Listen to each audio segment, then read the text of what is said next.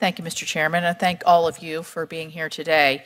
The topic is, I think, very timely and very important because of the promise that STEM education holds, not just for a stronger economy and job opportunities, but for the health and well-being of those, our neighbors and all of our states. I'm really happy to have Dr. Sarah Tucker here at my invitation. She's one of the leaders in our state, and so thank you very much, Dr. Tucker, for coming. She's very committed to finding creative solutions that many of you all have talked about in your individual states with limited budgets and challenging infrastructure. This committee stepped up last year by providing $19 million in last year's omnibus bill to help displaced coal workers with job training and development. Dr. Tucker mentions that in her full written statement. And so I thank her for the innovation that she's done to try to get those folks back to work in similar fields, but not exactly the same fields. She did talk about the Toyota and Bridge Valley Community College collaboration, and I was very honored last year to go with the president of Toyota West Virginia to Winfield Middle School, where we did a young women in manufacturing presentation, and I think the young ladies in the crowd were really astounded to hear that, oh, this is really technical, and this is really math, and this is really fun. And so I think when you said, Dr. Tucker, in your statements that a lot of people don't recognize that they're in STEM or wanting to move in that direction, because I'm not sure they really understand what that means in the new economy. So I'd like to ask you, in terms of something that's kind of keying off what Ms. King and Dr. Plank and Dr. Lamb were talking about in the elementary school and high schools. I know in your written statement that you talk about when people are entering the community and technical colleges, they're really not prepared in the math and sciences to meet the challenges of what even an associate's degree or maybe a one-year certificate would have. You do have some specialized programs in the career and technical colleges to try to meet that gap. Could you talk about that a little bit? Certainly. Thank you, Senator Capito. As I mentioned in my written testimony, about 64% of our students come to us unprepared for mathematics works in community college in West Virginia.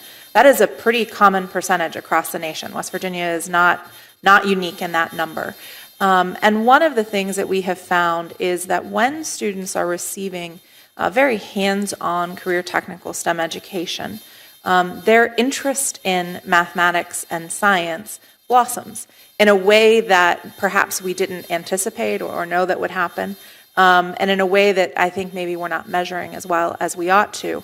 But you all know from having your own children, having grandchildren, working with schools and students, kids' eyes light up when they get to manipulate something with their hands, when they get to do an experiment, and accessing that piece, that part of a student, particularly when they're in high school, a student who perhaps throughout the years of elementary school and middle school have seen themselves as failures, have seen themselves failing their math classes, failing their science classes, getting to really to see that they can be successful, that they can do auto mechanic work, that they can think about what it might be like to learn how to code and how to do some of these other successful partnerships, really changes the way that they view themselves and their abilities, and helps us when they get to the community college to do that higher level training that they didn't really think that they were able to do before. What are you seeing in the